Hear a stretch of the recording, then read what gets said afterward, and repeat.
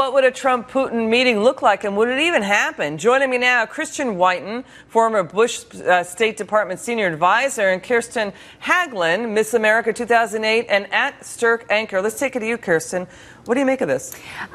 Who knows if he's actually going to get a meeting, Vladimir Putin, with Donald Trump. We don't know. That's yet to be seen. But this is obviously just another one of Trump's tactics within the debate to present himself as the most viable candidate, as a leader. This bromance that they've got going on, at least one-sided from Donald Trump, it makes total sense. I can see them riding horses, bare-chested together, through the surf.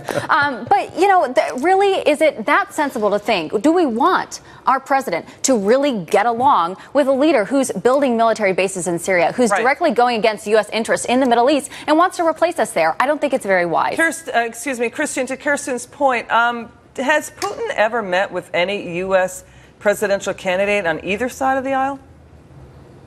Not that I can recall. I don't recall him, for example, meeting with Mitt Romney the last go around. He had, of course, several meetings with Senator McCain over the course of John McCain's career. I don't think it was particularly specifically in the capacity of the GOP nominee, though.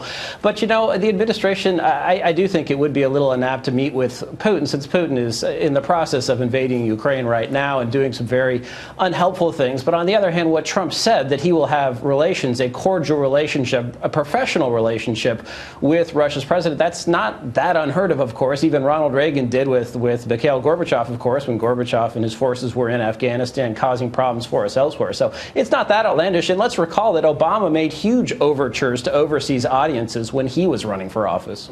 Yeah, that's an interesting point. Kirsten, here's the thing about Vladimir Putin. Russia's economy is not doing well. It's in a recession. Economic sanctions are still in place. A Donald Trump visit there, I just think this is bluster. I don't even think this is anything that can be taken seriously. Right, of course. It's campaign bluster. And I think what's important for the voters, people who are watching and evaluating all of the candidates as a possible president, is you see the inconsistency here in his foreign policy. And it's kind of like the curtain's being drawn back on Donald Trump. Probably people are finally seeing behind that curtain because his foreign policy is very inconsistent. Of course, he attacks the Iran deal on one side, and Obama's administration touts that as, at least we're talking to them and we're using diplomacy. But then on the other hand, he's going to be friends with Vladimir Putin. So it's just kind of this, who would Trump be as president? What would his foreign policy be? There's way too many unanswered questions. Stay right there. I want to get the panel's reaction to another soundbite from Mr. Donald Trump saying he would not take basically the White House salary if he's elected president. Take a listen.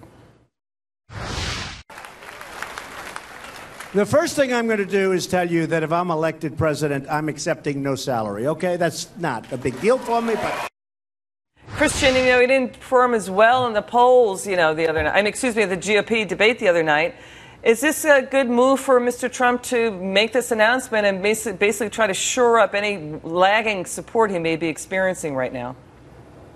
I think it's a fairly minor point, but it's an important one. And the last president to do that was John F. Kennedy, who was independently wealthy as well. It also, I think, dovetailed with an important proposal that Trump made during the debate, which is to make Social Security essentially optional if you are wealthy. Instead of having a mandatory means test where Social Security doesn't come to you if you're above a certain wealth level, that at least it becomes optional so that people can voluntarily waive it. I thought that was an innovative proposal. But Kirsten, let me give you the final say about this.